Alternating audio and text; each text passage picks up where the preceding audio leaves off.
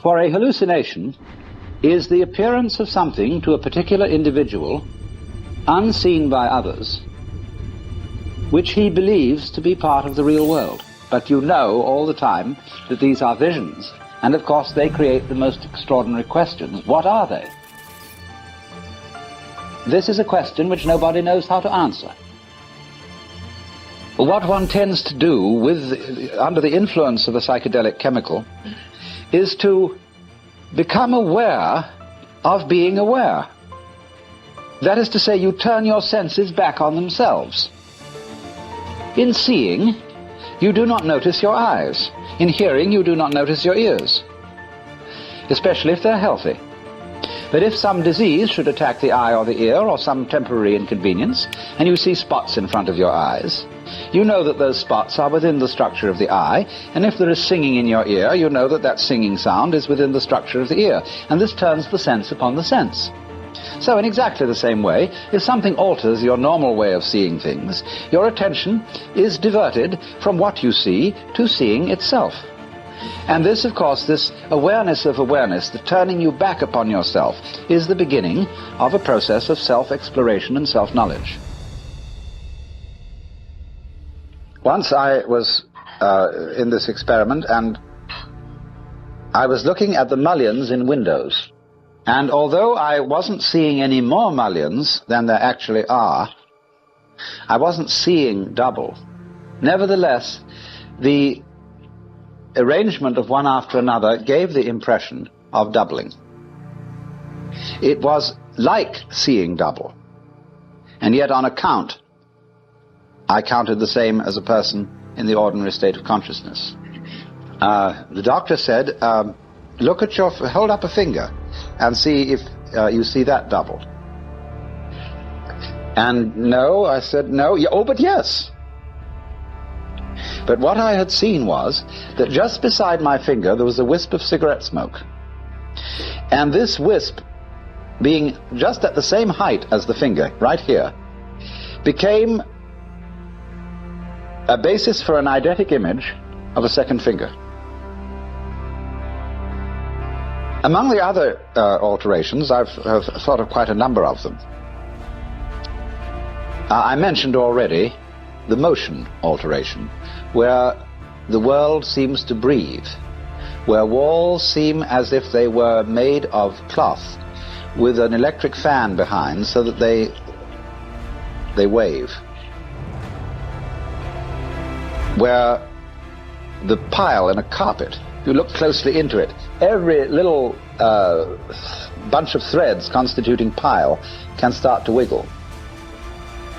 And all these senses, as you begin to realize with psychedelics, are really one sense, specialized in 5 different ways. That's why you, in certain cases, hear colors, see sounds, and so on. It all seems to go together. Well, of course, it would, because they're all specializations of our basic sensitivity. All senses are fundamentally a sort of touch.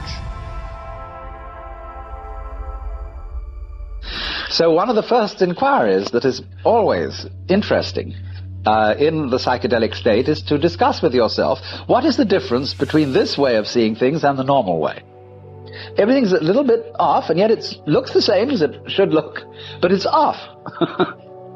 And what do we mean by that? We really don't know. But you see, it's like, as in the same way as when you put on colored glasses, everything becomes colored with the color of the glass.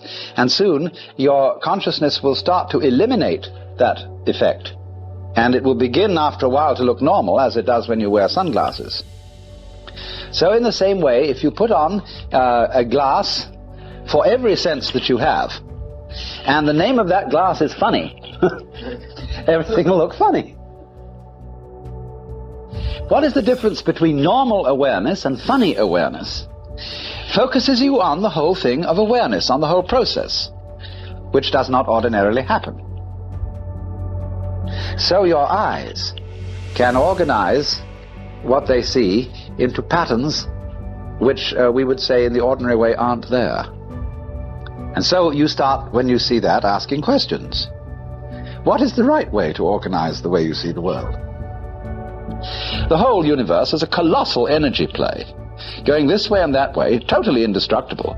And it's all you, and you didn't know it. But doesn't mean you're the only one. This thing proliferates in millions and millions of centers, but it's all one center.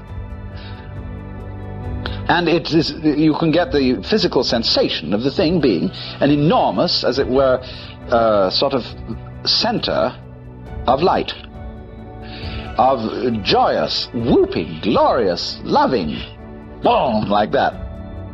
And this will only usually last for a few moments, where you feel you've actually put your finger on the center of reality. And it's this tremendous luminous energy. Just beautiful.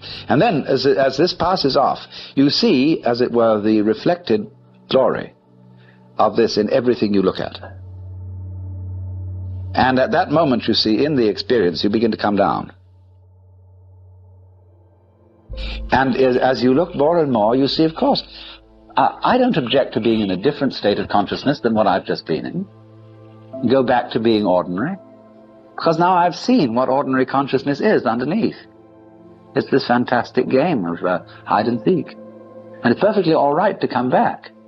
Because actually, since all is one, there is no difference between my perfectly everyday existence and this stupendous vision of glory that I've just seen.